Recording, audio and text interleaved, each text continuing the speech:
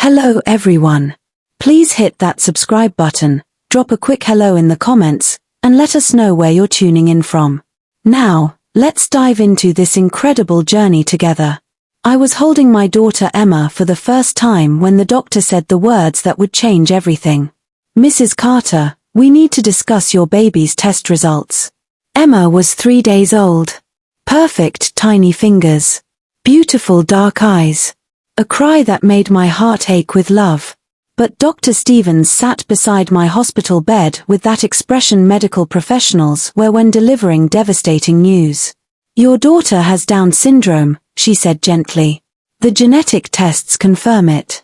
She'll also need heart surgery within the next few months. There's a septal defect that requires immediate attention. The room seemed to tilt. My husband Marcus stood frozen by the window, his back to us both. What does that mean? I asked, though part of me already knew. I'd been a pediatric nurse before my pregnancy. I'd cared for dozens of children with Down syndrome. Beautiful, loving, challenging, wonderful children. Dr. Stevens explained the road ahead. Early intervention. Physical therapy.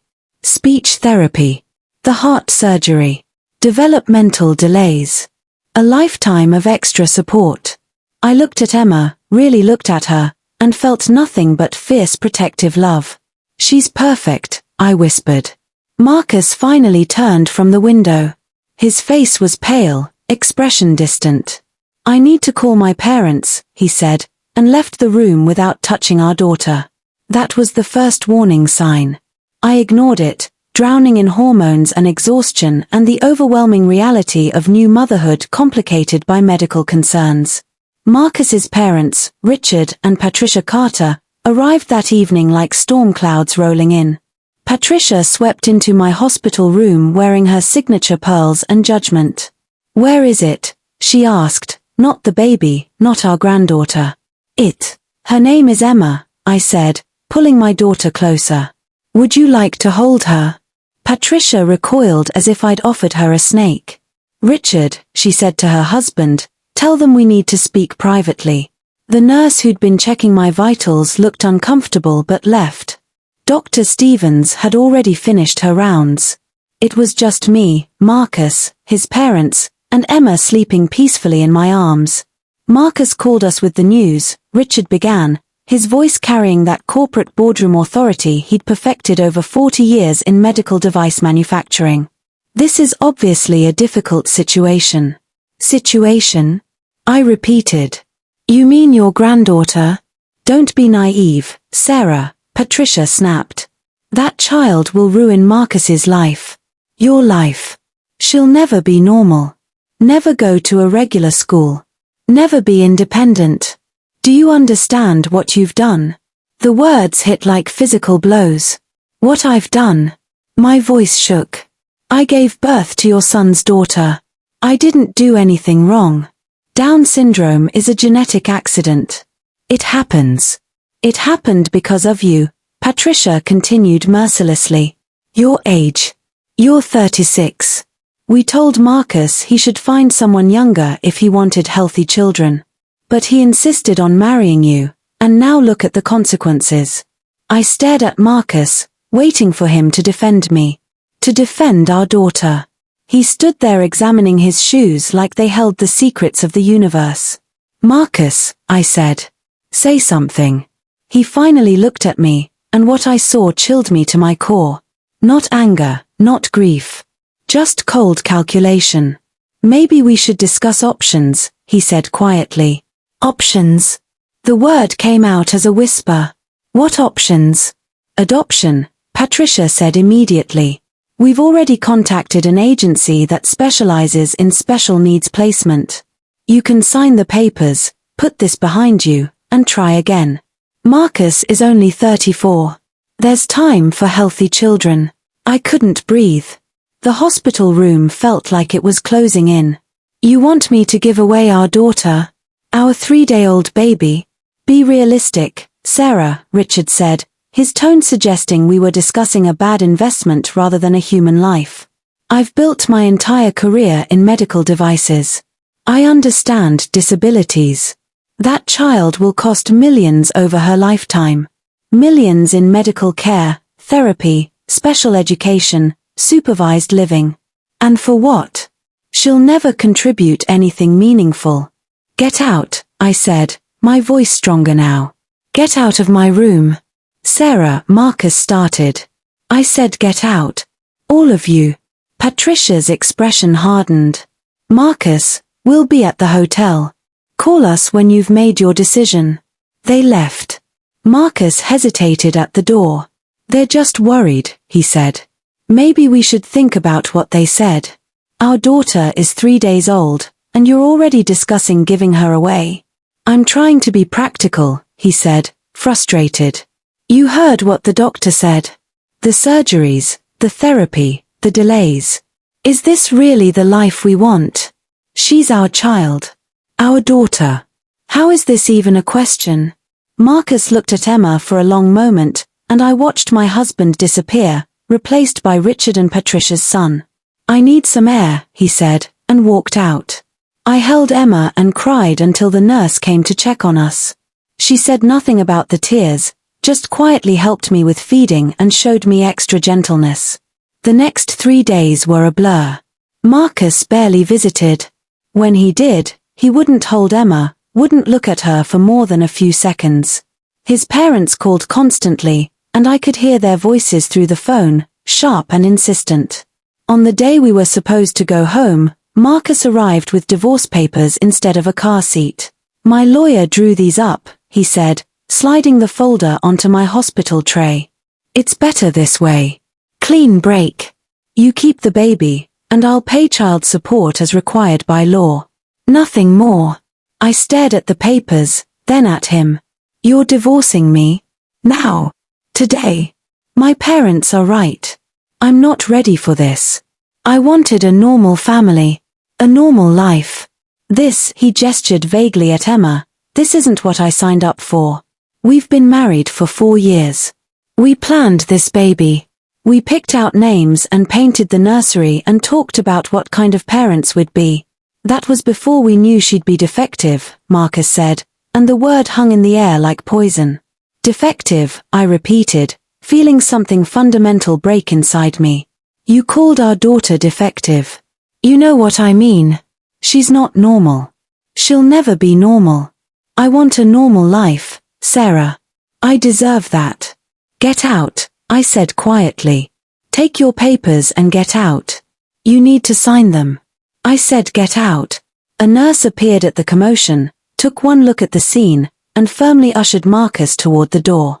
Sir, new mothers need rest and support. Whatever this is can wait. Marcus left the papers and left. I didn't see him again before they discharged me the next morning. My best friend Jennifer picked us up. She'd been my friend since nursing school, and when I called her sobbing at 3 in the morning, she'd simply said, I'm coming. She helped me into her car with Emma in the brand new car seat Jennifer had bought herself when Marcus didn't show up. Where to? She asked gently. I don't know. The house was Marcus's family property. I technically still lived there, but the thought of going back there made me physically ill. Can we go to your place?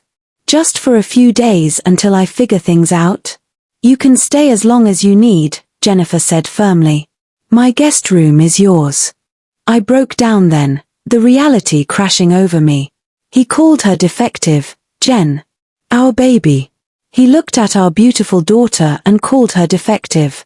Jennifer pulled over and just held me while I shattered, careful not to disturb Emma sleeping between us. He's an idiot, she said finally. But you know what? Emma has you, and you're worth 10 of him. Jennifer's apartment became our sanctuary. She worked from home as a medical illustrator, so she could help with Emma while I recovered from the C-section. The incision throbbed constantly, a physical reminder of everything I'd lost. Marcus's lawyer called daily. His parents called more. I blocked their numbers after Patricia left a voicemail calling Emma that mongoloid child, a term so outdated and offensive it made me see red. I finally agreed to meet with Marcus's lawyer 1 week after Emma's birth. Jennifer came with me, Emma sleeping in her carrier. The lawyer, a sharp-featured woman named Ms. Chen, slid papers across the conference table. Mr. Carter is prepared to offer very generous terms, she said. He'll waive all parental rights and responsibilities. No custody, no visitation. In exchange, he'll pay the court-mandated minimum child support and nothing more. He wants no contact with the child. He wants to pretend she doesn't exist, I said flatly. He wants to move forward with his life, Ms. Chen corrected smoothly. The marriage is irretrievably broken. These terms allow both parties a clean separation. I scanned the documents. The financial terms were insulting. The house was his. The car was his. The savings account we'd built together, somehow that was also his. I'd get child support payments that wouldn't even cover Emma's medical bills, let alone everything else. This is ridiculous, Jennifer said, reading over my shoulder. She contributed to all of these assets. Mrs. Carter hasn't worked in 6 months, Ms. Chen replied. She quit her nursing position to prepare for the baby. Mr. Carter has been the sole income earner. That was true. I'd left my job at Marcus's request. Focus on getting healthy, he'd said. Focus on the baby. We don't need the money. My parents will help if we need it. His parents. Everything always came back to them. I need my own lawyer, I said, standing carefully. The incision pulled painfully. I'm not signing anything today. Mrs. Carter, if you can test this, it will get very expensive very quickly. Mr. Carter's family has considerable resources. Then they can afford to treat me fairly, I said, and walked out. Finding a lawyer was harder than I expected. Several turned me down when they heard the name Carter. Richard and Patricia's influence ran deep in this city. Finally, I found an older attorney named Margaret Ross who'd retired once but came back because someone needs to fight bullies. Tell me everything, Margaret said, and I did. When I finished, she leaned back in her chair, fingers steepled. The Carters are betting you'll fold, she said. They're counting on you being overwhelmed, exhausted, financially vulnerable. They're trying to steamroll you into accepting terrible terms because they think you have no choice. I don't have much choice, I admitted. I have maybe $8,000 in my personal account. That's it. Emma needs heart surgery in 2 months. I need to go back to work, but who's going to watch a medically fragile infant? Daycare costs are insane, and she'll need specialized care. Sarah, Margaret interrupted gently. Breathe. One thing at a time. First, we fight this divorce. We fight for fair terms. Community property laws are on your side. Then we deal with everything else. I nodded, trying not to cry again. I'd cried so much in the past week that my eyes felt permanently swollen. I'm not offering a family discount. I'm offering my professional services at standard rates. But we're your parents. You're a patient and his relatives. Nothing more. My mother looked desperate. Emma, please. We made mistakes. We were wrong about you. But you can't just let him die because you're angry. I'm not letting anyone die. I'm establishing boundaries. Second item, I pulled out another document.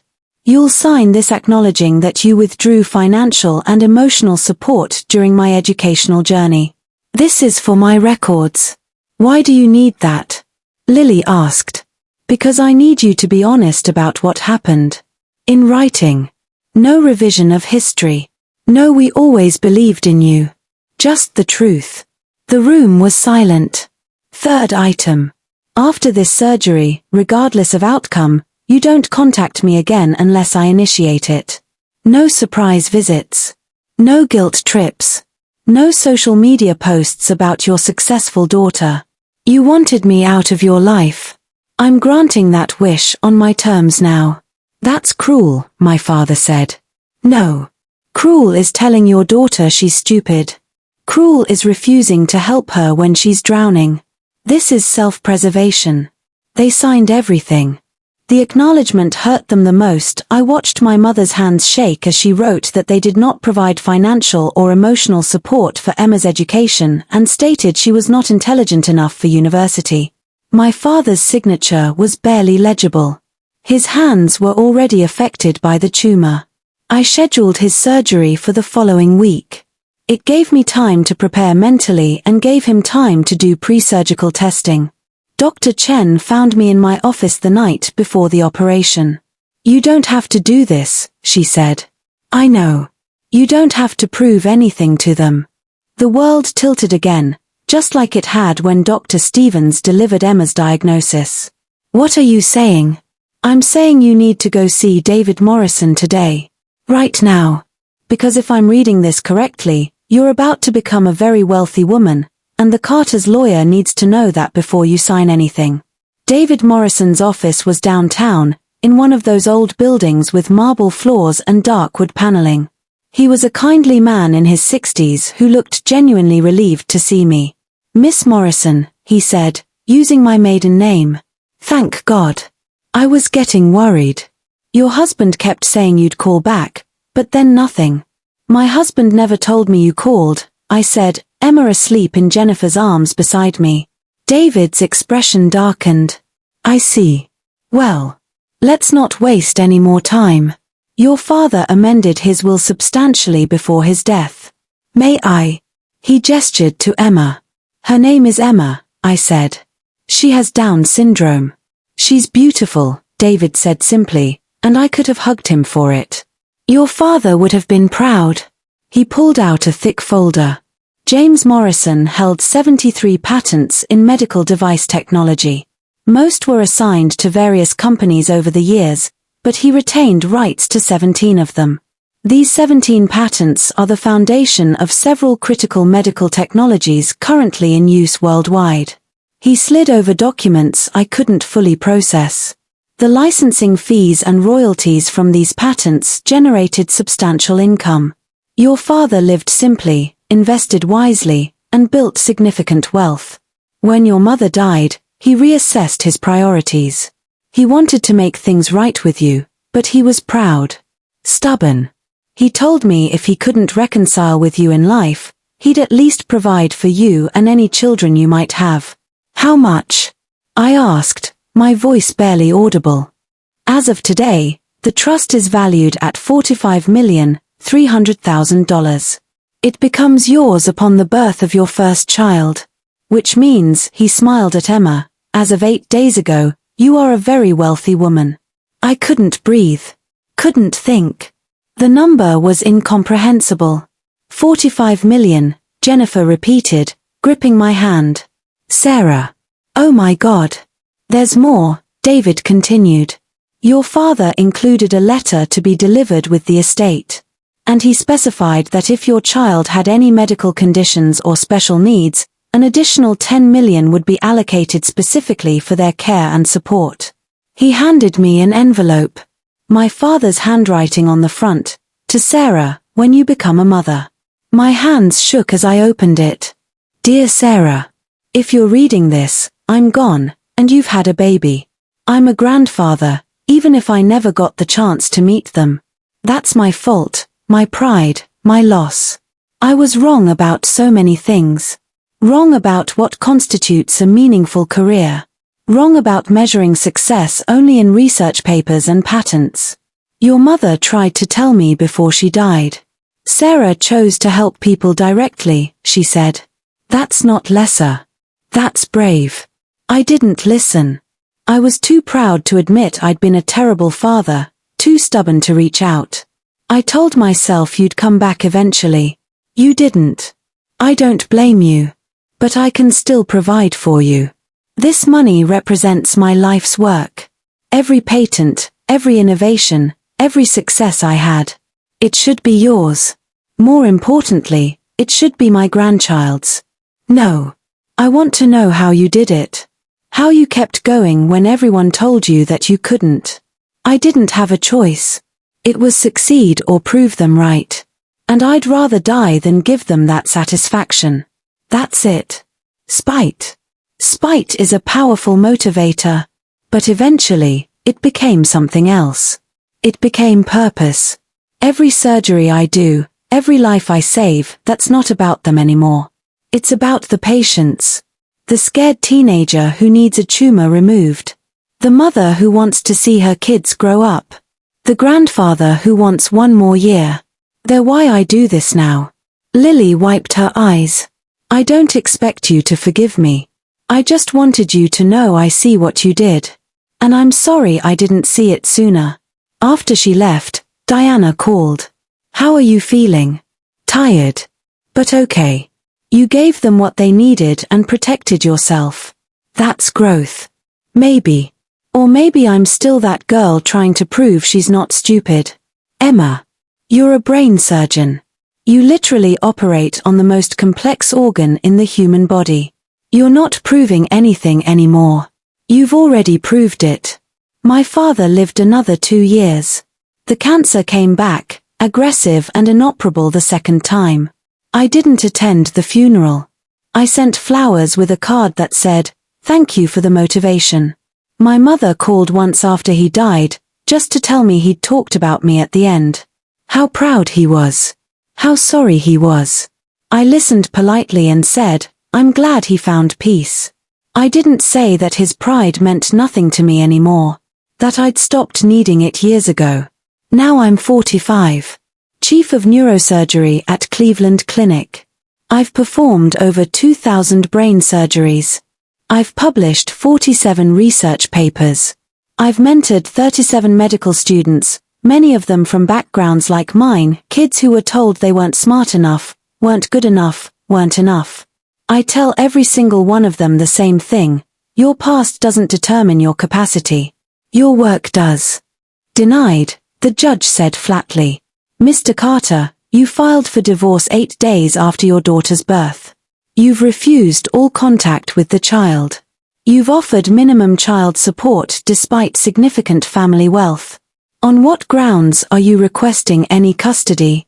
Marcus looked like he'd been slapped. Patricia was frantically whispering to their lawyer. Mr. Carter, I'm waiting. Marcus faltered. I thought it was best. For everyone. You thought it was best to abandon your wife and medically fragile newborn infant because the child has Down syndrome? Put that way, in open court, it sounded exactly as despicable as it was. Your Honor, my client was overwhelmed, Ms. Chen tried.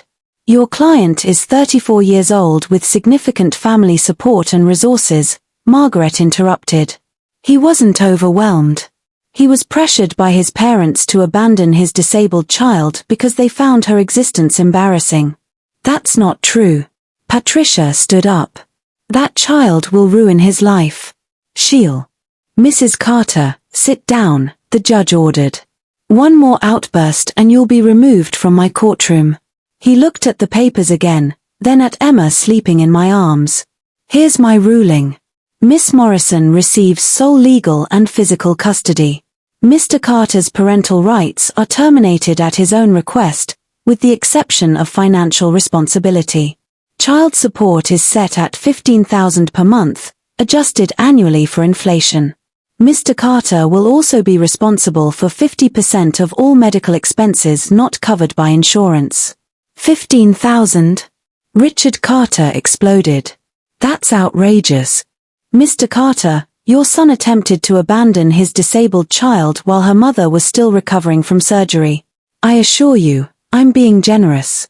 This hearing is adjourned. Marcus tried to approach me in the hallway afterward. Sarah, wait. Can we talk? Through our lawyers, I said coldly. I made a mistake. I see that now. Maybe we can. Maybe we can what, Marcus? Try again. You called our daughter defective. You tried to convince me to give her away. You filed for divorce while I was in the hospital. There is no coming back from that. But the money changes things, he said, and there it was. The truth. The money changes nothing about who you are, I said. You showed me exactly who you are, Marcus. And I believe you. I walked away, carrying Emma, and didn't look back. The divorce was finalized 3 months later. I kept my maiden name.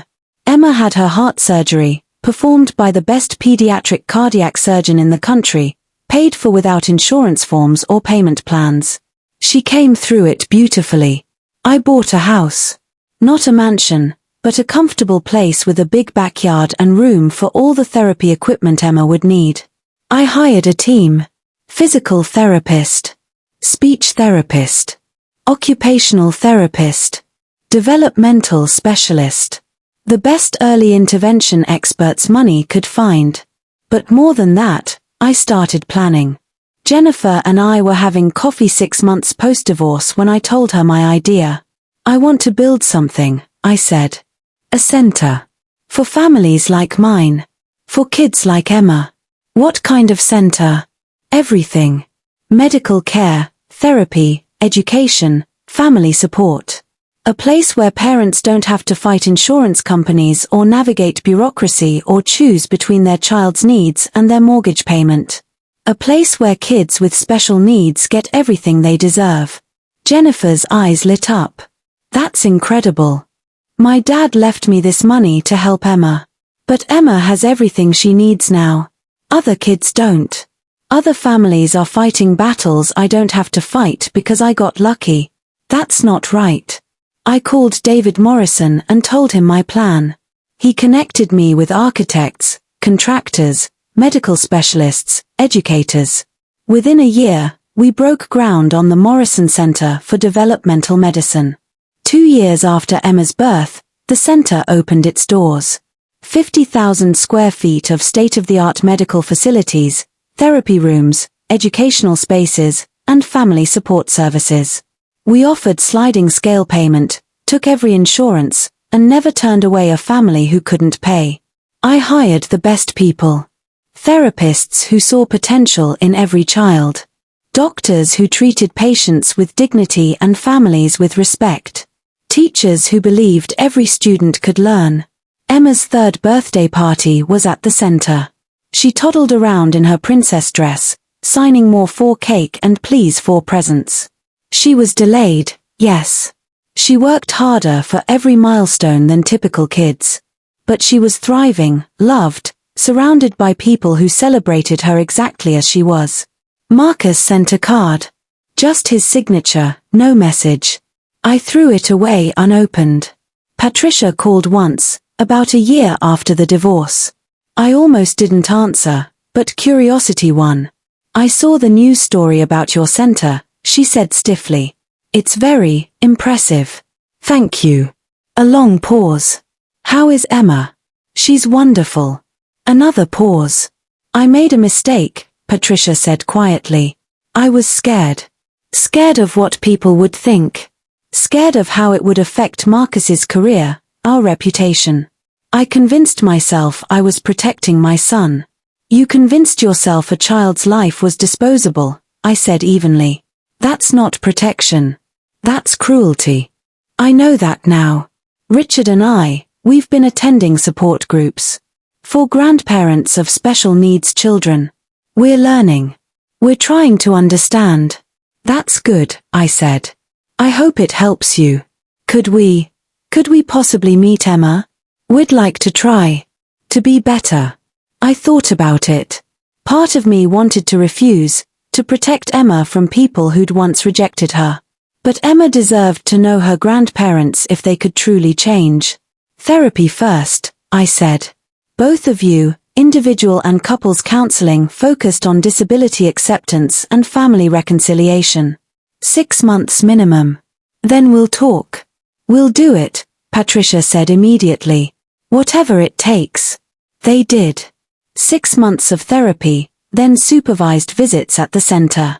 I watched them carefully, looking for signs of the old Patricia and Richard. Sometimes I saw glimpses, the moment of hesitation when Emma stimmed, the flash of discomfort when she needed extra help eating. But I also saw them trying. Learning her signs. Reading her favorite books. Celebrating when she mastered a new skill. She's remarkable, Richard said one day, watching Emma work with her physical therapist. I missed so much. Yes, I agreed simply. You did. Marcus never came back. I heard through mutual acquaintances that he'd remarried a younger woman his parents approved of. They had a baby boy, healthy and typical. He never asked about Emma. That was fine. Emma had people who loved her. Jennifer was Auntie Jen, present for every milestone. Margaret became honorary Grandma Margaret, fierce and devoted. The staff at the center adored her. And gradually, carefully, Patricia and Richard were learning to be the grandparents Emma deserved. 5 years after Emma's birth, I stood at the Morrison Center's expansion ribbon cutting. We'd added another building, doubling our capacity. 300 families now received services. Our research division was developing new therapies. Our advocacy program was changing state policies. Emma stood beside me in her kindergarten uniform, holding my hand. She'd learned to read that year, slower than typical kids but absolutely doing it. Her teacher said she had a gift for making other children feel included, a natural kindness that came from being different herself. A reporter approached me. "Miss Morrison, they're calling this the finest developmental medicine center in the country. What would you say to other parents facing a special needs diagnosis?" I thought about that hospital room, Marcus's cold eyes, the divorce papers on my tray. I thought about my father's letter, Margaret's fierce advocacy, the long nights of therapy and worry and love. "I'd say your child is not less than," I said firmly. "They're different, and different is not defective. They'll teach you things you never expected to learn. They'll show you strength you didn't know you had. And they deserve every chance, every resource, every bit of love you can give them." And what would you say to people who think special needs children are burdens? I looked down at Emma, who was making friends with the reporter's daughter, showing her how to sign friend. "I'd say they're wrong," I said simply. "My daughter isn't a burden. She's the reason I wake up grateful every single day. She's the reason this center exists. She's the reason hundreds of families have hope. And anyone who can't see the value in that isn't worth listening to." That evening, I tucked Emma into bed in our house, the one we'd made into a home. She signed "I love you, Mama" before closing her eyes. I sat on her bed and thought about everything. The betrayal that had broken me. The inheritance that had saved me. The journey from that hospital room to this moment. Marcus had thought he was ending my life when he filed those divorce papers. His parents had thought they were disposing of an embarrassment. Instead, they'd freed me. Freed me to be the mother Emma needed. Freed me to build something meaningful. Freed me to discover strength I didn't know I possessed. I kissed Emma's forehead and whispered, "Thank you, baby girl. Thank you for making me brave." Down syndrome wasn't a tragedy. Marcus's weakness was.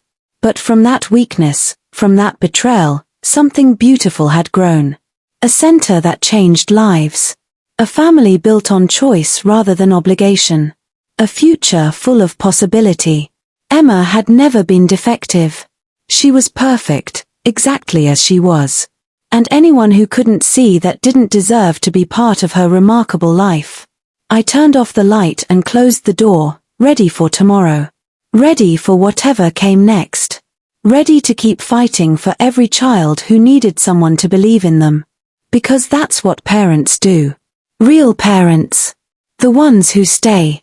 If this story touched your heart, please like, subscribe, and share your experiences in the comments.